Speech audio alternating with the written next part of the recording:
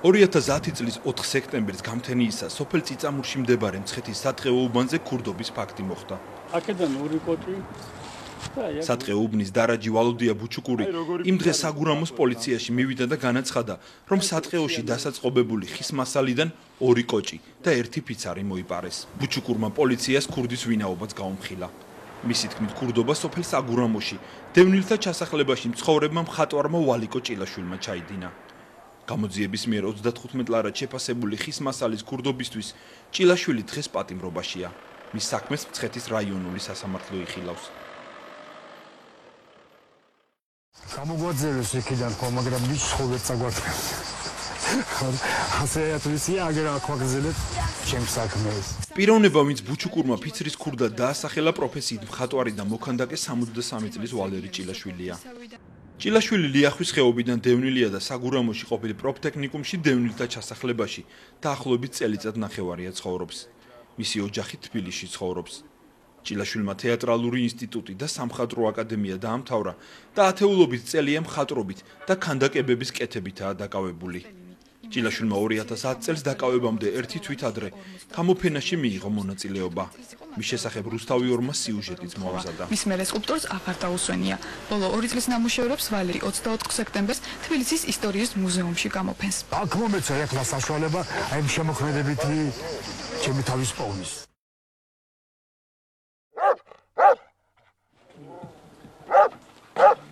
გამოძიების ვერსიით, რომელიც ძირითადად სატყეოს დარაჯის, ბუჩუკურის ჩვენებას ეყრდნობა, იმ დღეს გამთენიისას ძაღლის ყეფაზე შენობიდან გამოსულმა დარაჯმა შეამჩნია, რომ მის ტერიტორიაზე დასაწყობებული ხის მასალიდან ვიღაც პიროვნებამ 1 ფიცარი აიღო. დარაჯი ქურდს უკან გაყვა და მაშინ მოქანდაკე ჭილაშვილი ამოიცნო.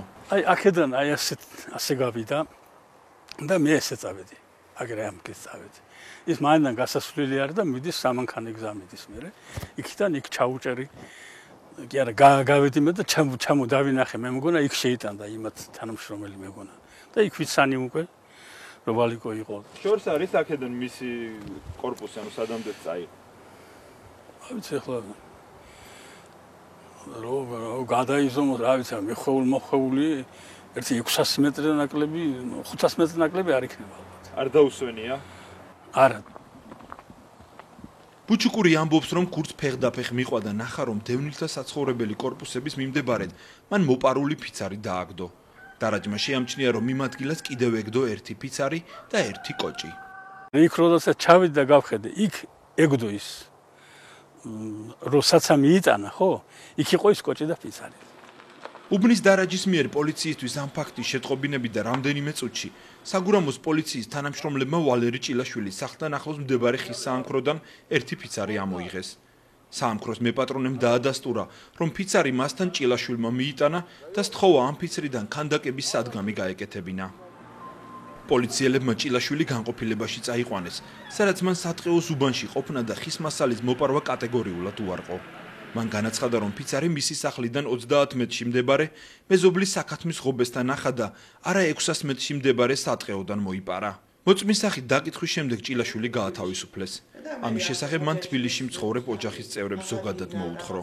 სადღაც ეგდო გარეთო მითხრა და თუ ჯემალისაა ისაო მე მაპატიებსო რომ მისი შვილის პორტრეტი მაგ გაკეთებულიო და ეხლა რას მიზამსო 1 ფიცრის ვდვა და ვიყიდი ბოლოს და ბოლოსო ესეთი რაღაცა თქვა. მეთხარი ბიჭო მაგას შენ უეხუმრები მეთქი. აგანი ცოტა სხვა ხალხია მეთქი, მაგრამ ეხლა რა დროა ხო ვიცი მეთქი და სხვა კუდები არ გამოაბანმე. არა კაცო ეგ საქმე დამთავრდაო. იმიტომ რომ ფასი არ ქონია თორმე იმას ისეთიო და სისხლის სამართლის საქმეს ვერ აღძრავენ. საქმის ირგვლივ იმავე დღეს სხვა პირებიც დაკითხეს.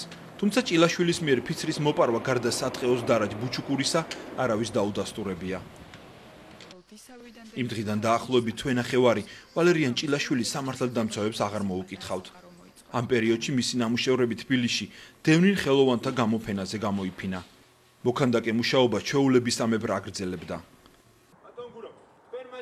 თუმცა 25 ოქტომბერს დაზარალებული დარაჯი ვალოდია ბუჩუკური ხელახლა დაკითხეს. მან ახალ ჩვენებაში ციფრები დააზუსტა და ზუსტად გაიხსენა რამდენ მეტრში და როგორ ამოიცნო ჭილაშვილი. წინა ჩვენებებში მოხსენიებული ფიცარი ბოლო ჩვენებაში კოჭი გახდა. კოჭი ფიცრისგან განსხვავდება ზომა-წონით და ღირებულებით. 29 ოქტომბერს ჭილაშვილი მცხეთის პროკურატურაში დაიბარეს და 35 ლარის ღირებულების ხის მასალის ქურდობაში დასდეს ბრალი. ეს არის ქურდობა, ანუ ფარულად მართლწინააღმდეგო წესით სხვისი მოძრავი ნივთის დაუფლება, ანუ სისხლის სამართლის კოდექსის 177 მუხლის პირველი ნაწილი, რომელიც სანქციის სახით ითვალისწინებს ჯარიმას ან 1-დან 3 წლამდე თავისუფლების აღკვეთას. 35 ლარად ღირებული ხის მასალის ქურდობაში ბრალდებულ ვალერიან ჭილაშვილს მცხეთის სასამართლო 2000 ლარიანი გირაო შეუფარდა და ამ თანხის გადახდისთვის 30 დღიანი ვადა მისცა. თავიდან აღკვეთი ღონისძიება, როდესაც შეერჩა, სხდომის ოქმშიც არის ეს დაფიქსირებული სხვათა შორის, რომ ვერ გადავიხდი, იმიტომ რომ არ მაქვს სამუშაო და ვარ ლტოლვილიო, ანუ დევნილი ვარო. მას ყავს 2 შვილი, უფროს ქალიშვილს ყავს 3 შვილი, თვითონ აქვს შემოსავალი ის, რასაც სახელმწიფო სოციალური დახმარების სახით უხდის და გამომდინარე აქედან იგი 2000 ლარს ვერასოდეს ვერ მოაგროვებდა. და კიდევ რომ მრცხვენოდა რაში მესესხა თანხა, როდესაც მე არაფერი არ მქონდა ჩადენილიო. ანუ სამწუხაროდ არ ვიცი იმ ეტაპზე ან ვერ მოხდა კარგად მისთვის ახსნა, რომ გირაოს გადახდა ეს არ ნიშნავდა დანაშაულის აღიარებას. გირაოს გადახდაში ის აქვე მასთან ასოცირდებოდა ასევე დანაშაულის აღიარებაც. ჭილაშვილმა მცხეთის სასამართლოს მიერ დაკისრებული გირაო არ გადაიხადა. რის შემდეგაც მას ორთვიანი პატიმრობა შეუფარდეს და სასამართლოს დარბაზშივე დააპატიმრეს. ჭილაშვილი უკვე 25 დღეზე მეტია პატიმრობაშია. მის სასამართლო პროცესებზე სახელმწიფო ბრალდებას მცხეთის პროკურატურის პროკურორი ლევან საბანიძე წარმოადგენს. პროცესზე დაიკითხა დაზარალებული და მოწმეები. თავად ჭილაშვილი ქურდობას მოსამართლის წინაშეც კატეგორიულად უარყოფს. სასამართლოში ჭილაშვილის საწინააღმდეგო მთავარი მტკიცებულება ისევ დაზარალებულ ბუჩუკურის ჩვენებაა. სასამართლოზე მისი მონათხრობის მიხედვით 63 წლის ჭილაშვილმა 6 მეტრის სიგრძის ხის კოჭი დაახლოებით 6700 მეტრი შეუსვენებლი ვატარა. თუ გამოძიების ვერსიას მივყვებით, ჭილაშვილმა იმავე დღეს 600 მეტრიანი გზა კიდევ ორჯერ გაიარა და კიდევ 1 კოჭი და 1 ფიცარი მოიპარა. სწორედ 2 კოჭის და 1 ფიცრის ღირებულების შეკრებით მიიღო გამოძიებამ 35 ლარიანი ზიანი. თუმცა ჩვენთან საუბარშიც და სასამართლოზე დაკითხვისას ბუჩუკური ჭილაშვილის მიერ მხოლოდ 1 კოჭის მოპარვას ადასტურებს და ამბობს, რომ დანარჩენი მასალა ჭილაშვილმა წაიღო თუ არა არ იცის. რამდენი მასალა მოიპარა? თქვენ რა დაინახეთ? მე დავინახე ერთი კოჭი მიქონდა. ერთი კოჭი. მე იქ როდესაც ჩავიდი და გავხედე, იქ ეგდო ის. როდესაც მიიტანა, ხო? იქ იყო ის კოჭი და ფიცარი. ანუ ამის აღებული იყო, სხვა რამე იყო, ეს მე ვნახე ერთი კოჭი მარტო. ანუ თქვენ ადასტურებთ აქედან წაღებული ერთი. წაიღო ერთი. ხო, ერთი კოჭი. პოლიციას და პროკურატურას სასაქონლო ექსპერტიზა არ ჩაუტარებია. ექსპერტი ზუსტად დაადგენდა ხის მასალის ღირებულებას. სატყეოს დარაჯი ამბობს, რომ ეს მასალა აქ 1 წლის წინ მოიტანეს და მას შემდეგ დარსა და ავდარში ღიაცის ქვეშ ალაგია. დარაჯის თქმითვე ამ ფიცრებს სამასალე ღირებულება დაკარგული აქვს და 1 კოჭის ღირებულება დაახლოებით 10-12 ლარია. მეორე წელი არის რაც ახაცვია ესენი. წეღანას ვქი მზეში, წვიმაში და ალბათ ის ფასი აღარ ექნება სპეციალისტი. ეხლა აი ამას აი თეთრი ის რო აქვს მოკიდებული. ამბობენ რომ აღარ ვარ გავა. აპოლუკად გამოდგებაო. სხვა და აღარ ვარ გავა რომ მოვლენ ხოლმე. რა მოიპარა ვალერიან ჭილაშვილმა, ფიცარი კოჭი თუ 2 კოჭი და 1 ფიცარი ერთად? როგორ შეძლო 63 წლის ჭილაშვილმა ერთ დილას 600 მეტრიანი მონაკვეთი 3ჯერ გავლა. კიდევ ერთი ნიუანსი, დაზარალებულის მიერ დასახელებული კოჭის მსგავსი ზომის კოჭი ჩვენ ელიავას ბაზრობაზე მოვიძიეთ და ავწონეთ. კოჭმა 50 კილოგრამი აიწონა. შესაძლოა მოპარული კოჭი სხვა ხისგან იყო დამზადებული.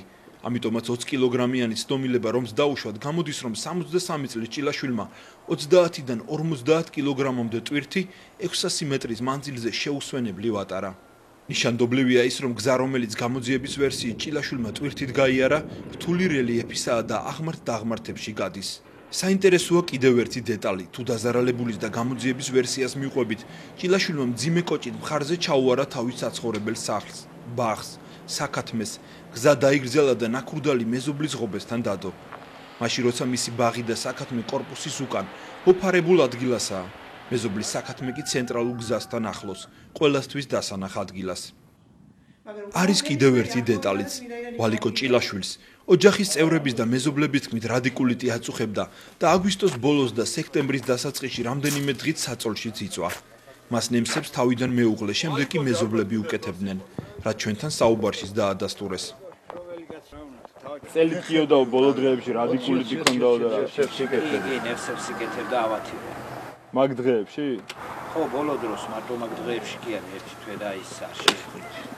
ერთხელ დამირეკა, რომ ძალიან მტკივა წელი და ვერავდგებიო და ჩამოდიო. თუ საქმე არა გაქვს, ჩამოდიო. ახლა მე ჩემი გამოცდილები და ვიცი, დიკლოფენაკი ვიყიდე 3 ცალი.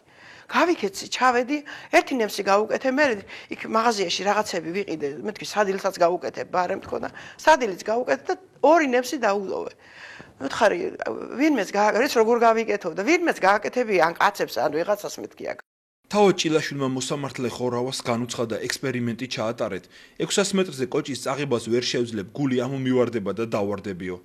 მოსამართლე მესთხოვნა არ გაიზიარა. ეს კაცი არის ის პიროვნება, რომელსაც შეიძლება უთხრათ ნამდვილად ხელოვანი კაცი. სასამართლოს გასარჩევია საგურამოში მცხოვრები გურამ მაისურაძის განცხადებაც. მაისურაძე ამბობს, რომ ქურდობის დღეს ადრე დილით ჭილაშვილი ჭალაში ნახა. სწორედ ადრიან დილას ასახელებს დანაშაულის დროდ ბუჩუკური. ნიშანდობლივია ის, რომ დანაშაულის ადგილი, სატყეო უბანი და ჭალაში მდებარე მაყვლიანი სრულიად სხვადასხვა მხარესაა და ერთმანეთისგან დაახლოებით 1 კილომეტრითაა დაშორებული. დილით მე უკვე არაგვიდრეს და ამოსული ვიყავი და მოვდიოდი სახში და ვინახე რომ კრეფავდა მაყვალს ისა და შევეკითხე კიდევაცა. ვალიკო რა შვრევი მეთქი, რა ცოტა მაყვალი მოიკრეფია მეთქი და ძალიან ძნელი მოსაკრეფიაო, წვრილია ისედაცაო, წერსაო და თანასკენ თბილისში გაგზავნო. და რაღაც მოვასწრებო, წავიღებო. გაცვიფრებას ვიყავი, როცა ამოვედი და თქვეს, ვალიკო ჭილაშვილი დაიჭირეს და წაიყვანეს და მე ვთქვი, რაზე დაიჭირეს, რაღაც 3 ფიცარი მოუპარიო. იმ დღეს დაიჭირეს, როცა თქვენ ჭალაში. დია, იმ დღეს რა მოვედი, რა მე გავიგე რომ ჭილაშვილი იმ დღეს დაუჭერიათ, მე იმის შემდეგ. ეხლა ჯერი მოსამართლე რომან ხორავაზია. მისი გადასაწყვეტია როგორ დასჯის მოქანდაკეს. ჯარიმი თუ 1-დან 3 წლამდე პატიმრობით. თუმცა განსაჯელის ადვოკატი ახალგაზრდა იურისტთა ასოციაციის წევრი გაგი მოსიაშვილი მიიჩნევს, რომ კანონით ეს საქმე სასამართლომდეც არ უნდა მისულიყო. კანონმდებლობა განმარტავს, რომ დანაშაულს არ წარმოადგენს ქმედება, რომელიც თუმცა ფორმალურად შეიცავს დანაშაულის ნიშნებს, მაგრამ არ გამოუწევია ისეთი ზიანი, რომლის გამოც პირი შეიძლება სისხლისამართლებრივ პასუხისმგებაში მიეცეს. ასეთი განმარტებაა გაკეთებული სისხლისამართლის კოდექსში. ადვოკატის არგუმენტს ამყარებს იუსტიციის მინისტრი ზურაბ ადეიშვილის 2010 წლის 8 ოქტომბრის ბრძანება, რომლითაც პროკურატურის მისია, მიზნები და ზოგადი პოლიტიკა განისაზღვრა. ამ ბრძანებით დადგინდა 2 ტესტი, რომლითაც ყველა პროკურორმა უნდა იხელმძღვანელოს, ვიდრე საქმე სასამართლოში წაიღებს. პირველი ტესტი ფორმალურ მტკიცებულებებს ეხება, მეორე საჯარო ინტერესს. ბრძანება პროკურორს ავალდებულებს სისხლისამართლებრივი დევნა მხოლოდ 2-ვე ტესტის დაკმაყოფილების შემთხვევაში აწარმოოს. წინააღმდეგ შემთხვევაში პროკურორს კანონი დისკრეციის უფლებას ანიჭებს. ანუ პროკურორს უფლება აქვს დანაშაულის დამამტკიცებელი მტკიცებულებების არსებობის მიუხედავად პირის სისხლისამართლებრივი დევნა არ დაიწყოს თუ დევნის დაწყების საჯარო ინტერესშიც არ დარწმუნდება. იურისტ ექსპერტი ლია მუხაშავრია მიიჩნევს, რომ პროკურატურას იუსტიციის მინისტრის ზემოთ აღნიშნული ბრძანების გათვალისწინებით ჭილაშვილის მიმართ სისხლისამართლებრივი დევნა არ უნდა განეხორციელებინა. აი ამ იუსტიციის მინისტრის ბრძანებით უნდა იქნას ზედმიწევნით განხილული და გათვალისწინებული. ასეთი წვრილმანი დანაშაულისათვის საჯარო დევნა და საერთოდ დევნა არ უნდა განხორციელდეს, სისხლისამართლის საქმე არ უნდა აღიძრას. იურისტ ექსპერტები სახელმწიფო რესურსის დაზოგვაზეც საუბრობენ. ამაზე იუსტიციის მინისტრის ბრძანებაშიცაა საუბარი. ამონარიდი იუსტიციის მინისტრის ბრძანებიდან. სახელმწიფოს რესურსი არ არის საკმარისი ყველა დანაშაულის ფაქტზე სისხლისამართლებრივი დევნის განსახორციელებლად. სწორედ შეზღუდული რესურსების ეფექტურად გამოყენების მიზნით განისაზღვრება სისხლისამართლის პოლიტიკის პრიორიტეტული მიმართულებები, რომლებიც გამოძიებისა და დევნის ორგანოთა მხრიდან მოითხოვს განსაკუთრებულ ყურადღებას და რეაგირებას. სახელმწიფო რესურსი ნაკლებად უნდა დაიხარჯოს მცირე მნიშვნელობის დანაშაულთა სისხლისამართლებრივ დევნაზე. ცხეთის პროკურატურის სტაჟიორ პროკურორმა ირაკლი ცანავამ იუსტიციის მინისტრის ზემოხსენებული ბრძანება უგულებელყო და 35 ლარის ხისმასალის ქურდობაში ბრალდებული დევნილისთვის სასამართლოს 2000 ლარიანი გირაო შეფარდება მოსთხოვა. დევნილ მოქანდაკეს 2000 ლარი არ ჰქონდა და ციხეში აღმოჩნდა. პროკურორი ცანავა ჩვენთან სატელეფონო საუბარში ამბობს, რომ 35 ლარი მნიშვნელოვან ზიანად მიიჩნია. ოქტომბერში გამოსცა მინისტრმა ბრძანება იუსტიციის, რომლითაც დისკრეციის უფლების გამოყენება განგესაზღვრა და ვინაიდან ამ შემთხვევაში 35 ლარიანი იყო ზიანი, რატომ გადაწყვეტა მაინც რომ სისხლის სამართლის დევნა განხორციელებული იყო? დისკრეციის გამოყენება კიდევ პროკურორის უფლებამოსილება და არა ვალდებულება. მაინც თქვენ თვლით რომ მნიშვნელოვანი ზიანი იყო 35 ლარი? იყო მნიშვნელოვანი.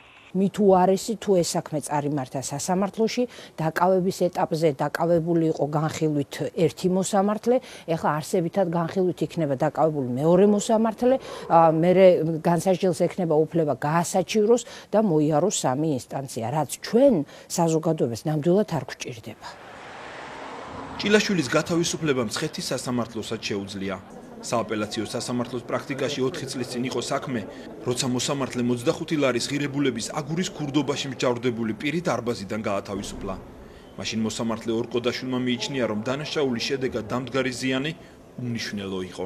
როდესაც კონკრეტულ პირს სახელმწიფო ბრალდება ედავებოდა 25 ლარის, ანუ საუბარია 150 ცალი მეორადი აგურის ქურდობის ფაქტზე, საქალაქო სასამართლომ კონკრეტულ პიროვნებას აღნიშნულ საკითხთან დაკავშირებით 3 წლიანი თავისუფლების აღკვეთის სახით სასჯელი შეუფარდა.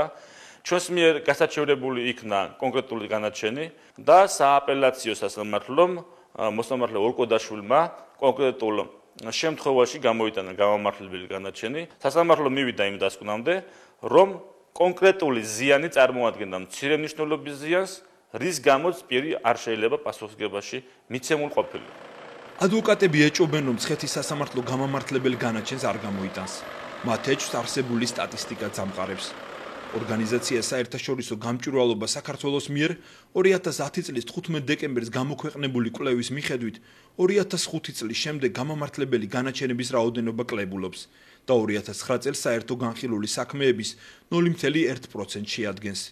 ანუ 18,000 გასამართლებული პირიდან ქართულმა სასამართლომ მხოლოდ 18 გაამართლა. ქართული სასამართლოს პრაქტიკით თუ ვიმსჯელებთ ასეთი ტიპის საქმეები უმეტეს შემთხვევაში საპროცესო შეთანხმებით სრულდება.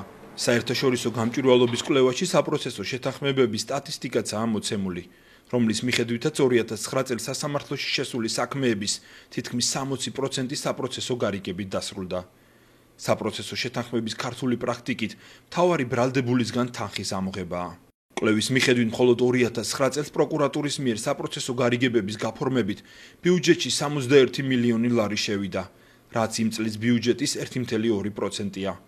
კვლევის თანახმად ეს თანხა საქართველოს პარლამენტის 2010 წლის ბიუჯეტს ორჯერ აღემატება და 8 სამინისტროს 2010 წლის ბიუჯეტის ტოლია.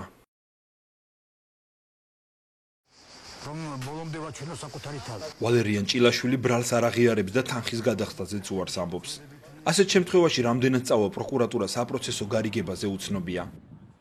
სწორედ პროკურატურაზე და სასამართლოზეა დამოკიდებული 35 ლარის ხისმასალის ქურდობისთვის ბრალდებული მოქანდაკე, როდის დაუბრუნდება სახელოსნოს და დაწყებულ ნამუშევრებს, ბოლომდე როდის მიიყვანს.